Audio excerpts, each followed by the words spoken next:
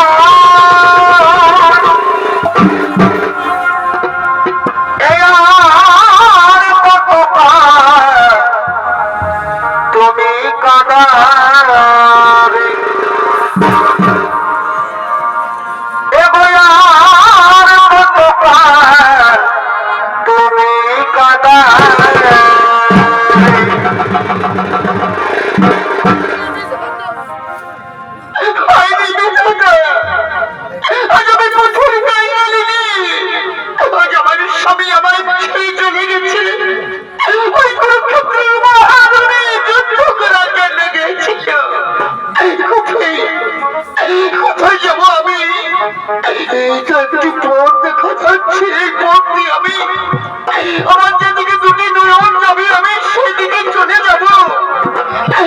তুমি আমায় যে করলে স্বামী, আমি যে পথের গাই নামিনি, আমি যে পথের গাই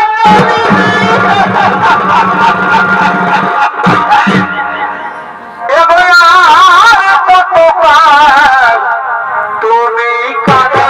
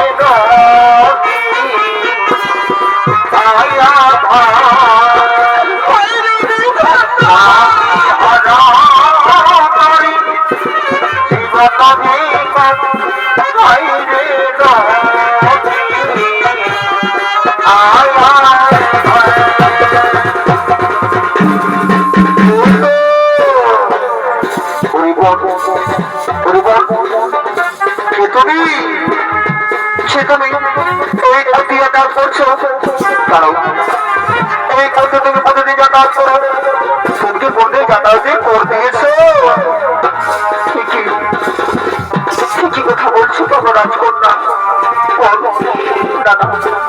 আমি কোনদিন করতেনি, আমি তো এই রাজ্যেরই একজন বাসিন্দা, তবে কেন সোনামাই রাজ্যে কর দিতে হবে? তুমি কি জানো না, তুমি কি জানো না তুমি রাজ্যের হো বা অন্য রাজ্যের হো, তোমাকে কিন্তু আমাদের কর দিতেই হবে।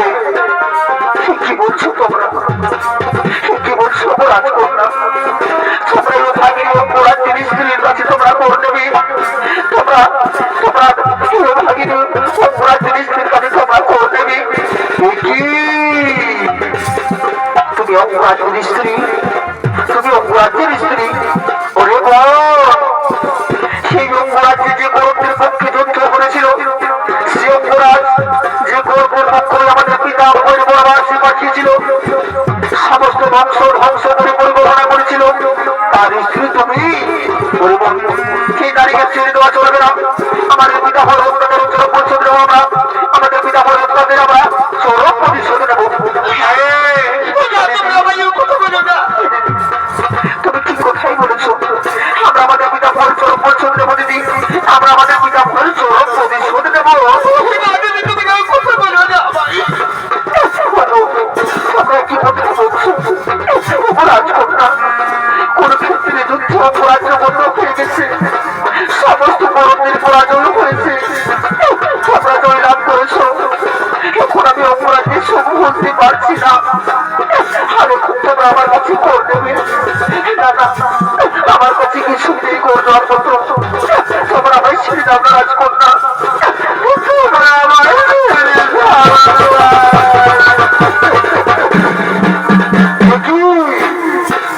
নেই বললে আমরা জানি না। নেই বললে আমরা জানি না। তুমি আমাদের করে দাও, নতুবা এই রাজ্য থেকে তুমি বের হয়ে যাও।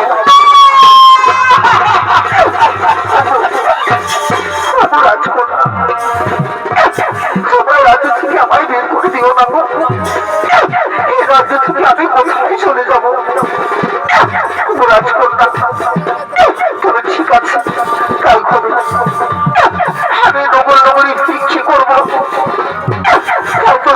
সেই ভিক্ষে করে আমি যা উপার্জন করবো আমি তোমাদের সেই উপার্জনই আমি তোমাদের করে দেবো।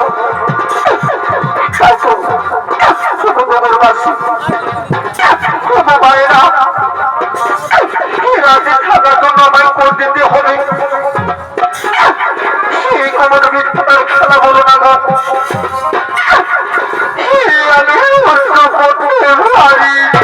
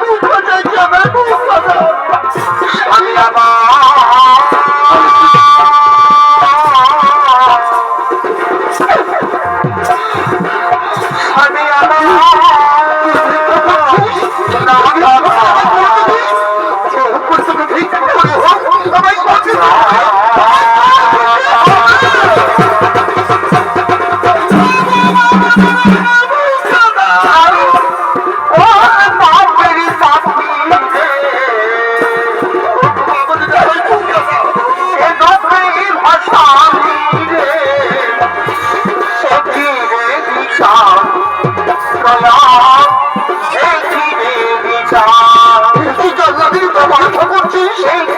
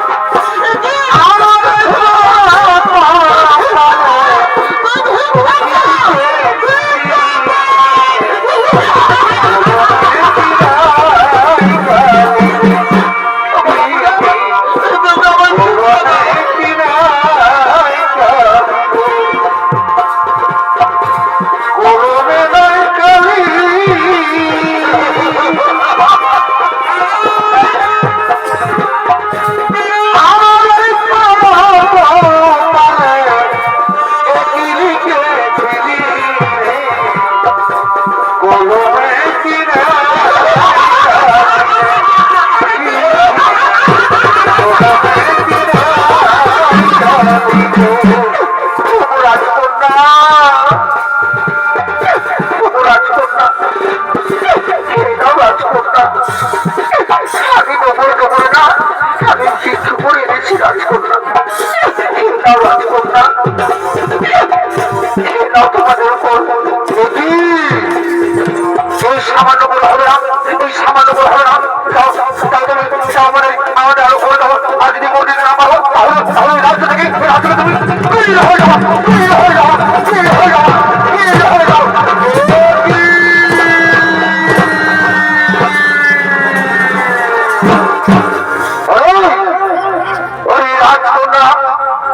তোমরা কি করছো এই গৃহপতি হারা স্ত্রীকে তোমরা এইভাবে অত্যাচার করছো আমি আমি মহামণি ব্যাসে তোমাদের নগর দর্শন করতে এসেছিলাম কিন্তু যা দেখলাম তা তোমাদের নগরে অবশ্যই নিন্দাময়ী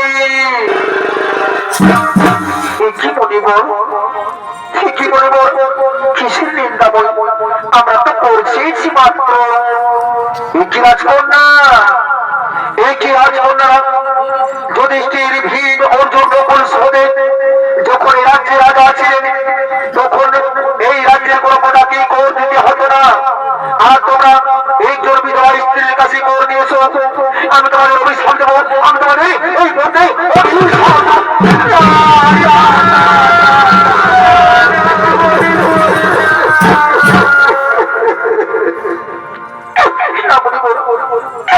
আমাদের প্রতিদিন পরিবার জেনে বসে আমরা অনেক বড় ভুল করেছি পরিবার আমাদের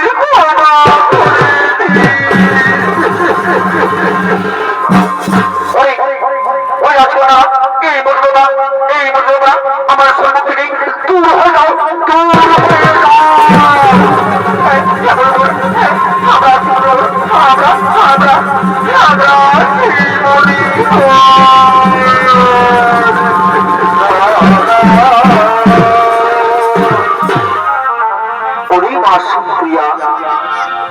তুমি আর বন্ধন করো না তুমি আর বন্ধন করো না তোমার স্বামী মহা সুখী আছে সুপ্রিয়া তোমার স্বামী মহা সুখী আছে শুধু তোমার স্বামী যত বয়সী কুরুক্ষেত্রের মহাযুদ্ধে বীর গতি লাভ করেছে তারা সবাই নিজ নিজ লোকে মহা সুখী আছে চলো চলো সুপ্রিয়া চলো আমার সঙ্গে আমার কুটিরে চলো হে পাপরা যা তোমাকে ভোগ করতে হবে না চলো সুপ্রিয়া চলো আমরা সেই আমাদের কুটিরের দিকে গরুই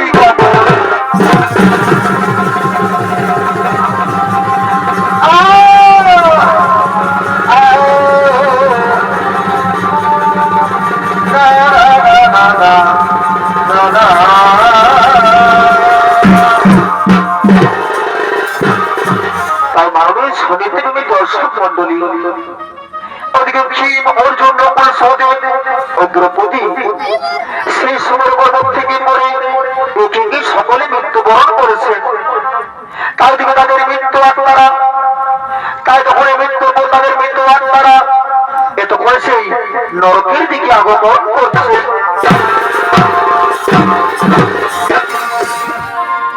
আর চিত্রগুপ্ত এই লিখেছেন খাতা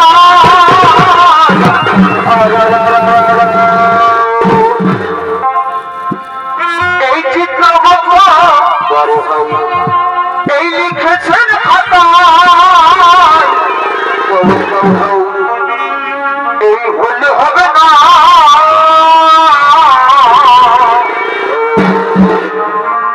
এই শেষ বিচারের হাইকোর্টে উকিলি মেলে না শেষ বিচারের হাইকোর্টে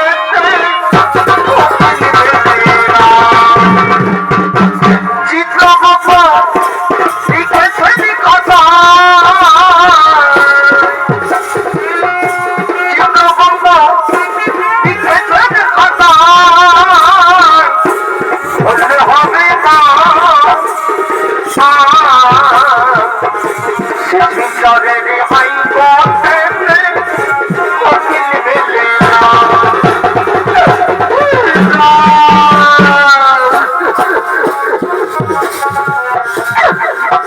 ভাই আমরা কোথায় এসে পড়লাম ভাই, আমরা কোথায় এসে পড়লাম? চারিদিকে মোটা গোলা বন্ধ, লক্ষ লক্ষ মানুষের কান্নার স্বর ভেসে আসছে আমাদের এখানে। এত নরম ভাই, এত নরম ভাই, ভাই আমরা কি এমন পাপ করেছি ভাই যে আমাদের বর্তমানে থেকে আমরা সর্বরাত্র থেকে নরকে এসেছি ভাই। এই নরকের জন্য আমরা সহ্য করতে পারি না ভাই, এই নরকের জন্য আমরা সহ্য করতে পারি না। জানি না ভাই, জানি না ভাই, আমি কিছু জানি না।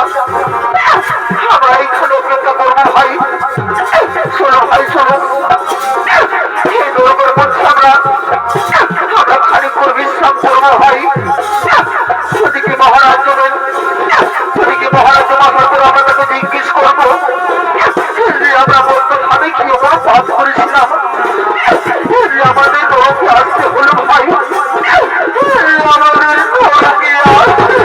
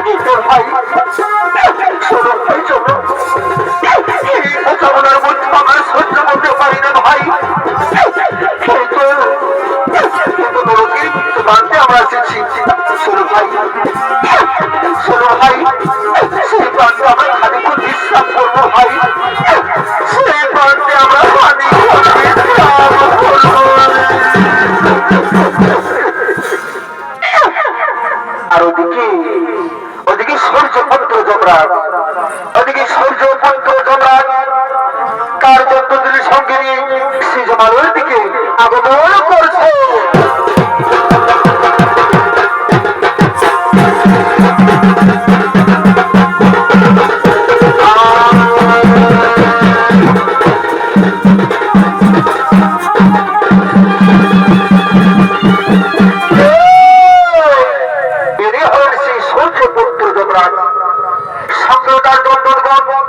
আর এই দণ্ডকের ভূমিকায় নৃত্য হলো আপনাদের মহান মঞ্চে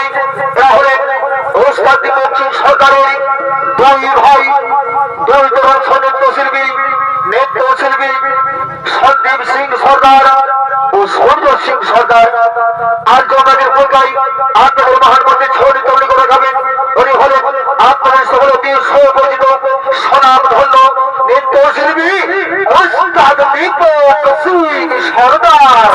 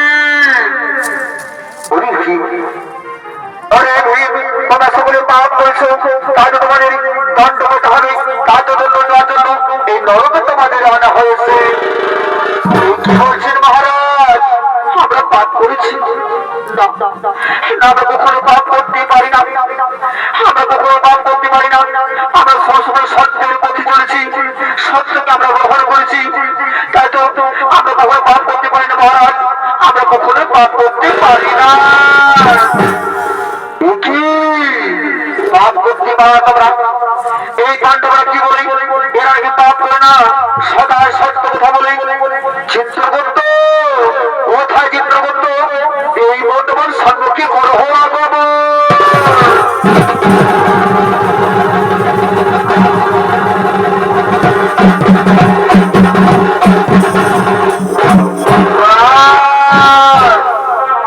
আমাদের মহারাজ তবু জন্যই শতকোটি প্রণাম। ওরে চিত্রগুপ্ত, তুমি তোমার খাতা থেকে বলো চিত্রগুপ্ত, এই পঞ্চপাণ্ডবের মধ্যে দ্রৌপদী কি পাপ করেছে সেই বর্তমানে? মহারাজ মহারাজ, এই দ্রৌপদী পঞ্চপাণ্ডবের স্বামী হওয়া সত্ত্বেও সবথেকে বেশি ভালোবাসত অর্জুনকে।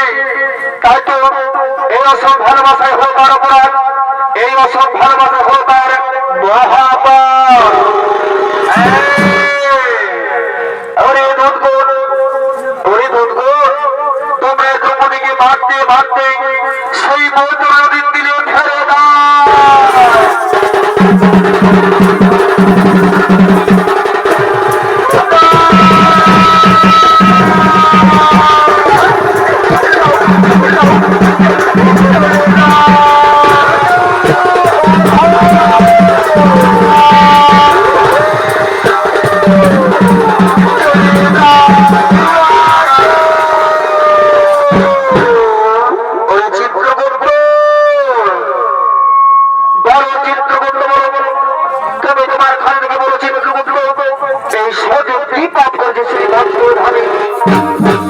মহারাজ মহারাজ, এই শহরে সবসময় নিজের জ্ঞান নিয়ে অহংকার করত। মহারাজ নিজেকে সর্বজ্ঞানী বলে ভাবত।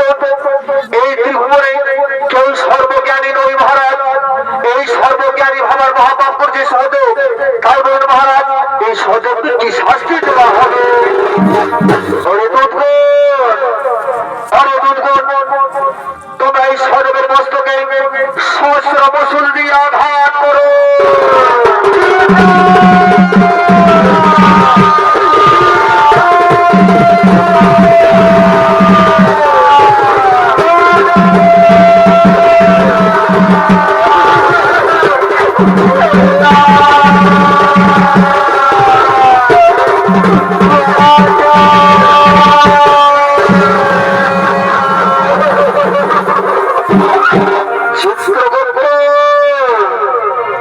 এবার তুমি তোমার খানে থেকে বলো চিত্রগুপ্ত, এই নকুল কি পাপ করেছে বর্তভাবে?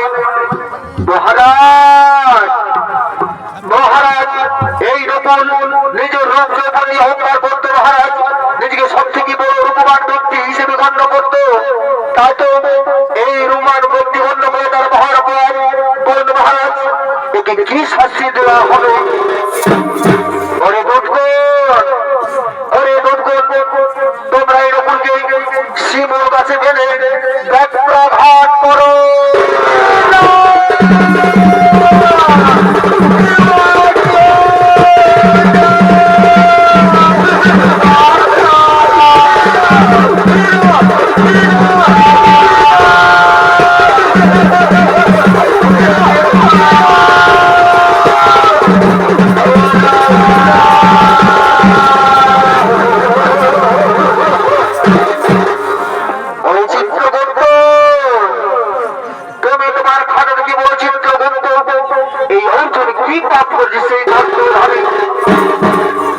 মহারাজ মহারাজ, এই অর্জুন সব সময় শত্রুনাশের গর্ব করতো। মহারাজ নিজেকে সব থেকে বড় ধনধর বলে অহংকার করত এবং অন্যান্য ধন করতে তুচ্ছ মনে ভাবত। এই অর্জুনের কারণে এক লক্ষ বড় ধনধর হতে পারেনি। মহারাজ এক লক্ষ বড় ধনধর হতে পারেনি। চমৎকার চমৎকার অর্জুন, তোমার বিরুদ্ধ এই বিরুদ্ধ অর্জুন, এ তোমার বিরুদ্ধ নয়, এ তোমার মহাপাপ। তোমার অর্জুনকে 28 পর্যন্ত সমুদ্র জলে ডুবিয়ে রেখো।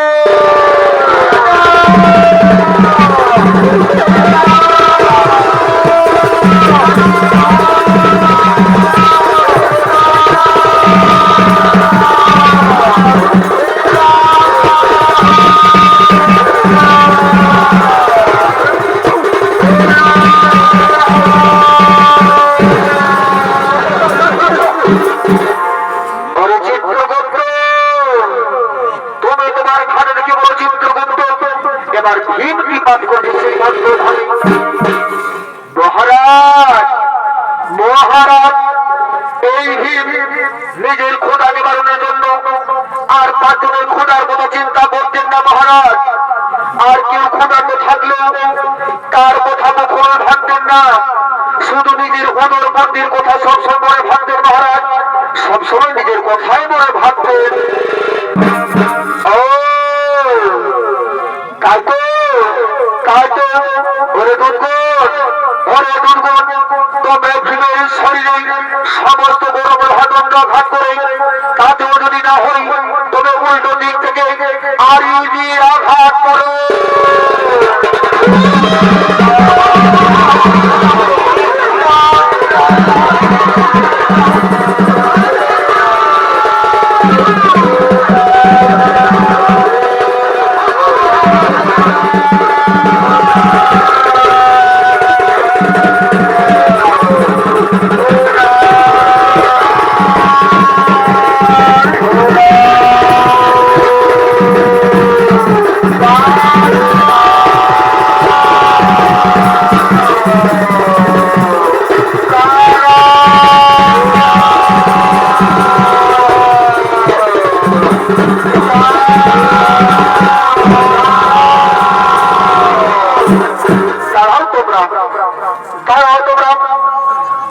আমার ভাইদের তোমরা এভাবে শাস্তি দিচ্ছ কেন? সেটা আমাদের ভাইদের ছেড়ে দাও, তোমাদের বন্ধ করিব ছাদর। তুমি আমাদের বন্ধ করিবে ছাদর, তাহলে হরস্ত করো কি কার ভারতে কত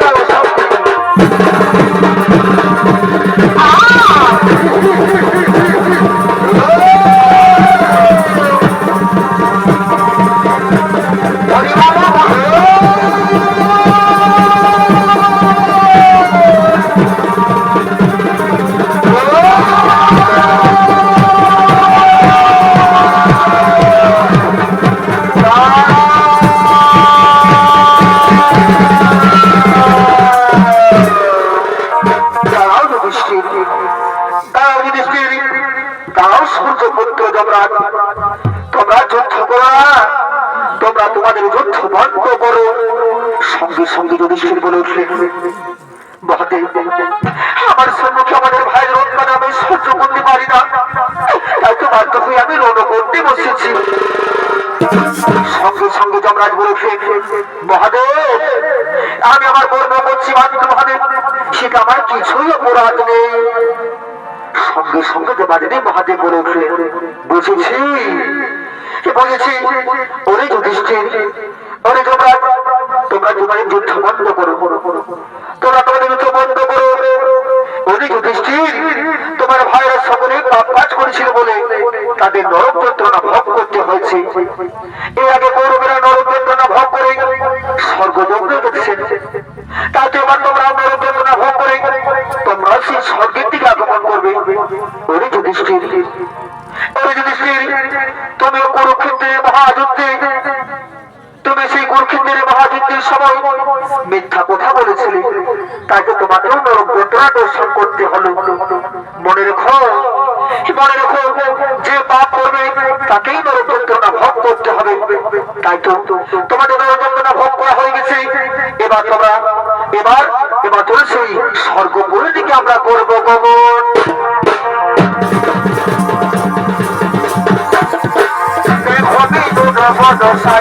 কোথায় তুমি দেখবি তো রসা, দেখবি তো রসা, কোথায় তুমি দেখবি তো রসা, হলো ছড়াই তুমি পাতে ভবি, হলো ছড়াই তুমি কত ভবি, দেখবি তো রসা, কোথায়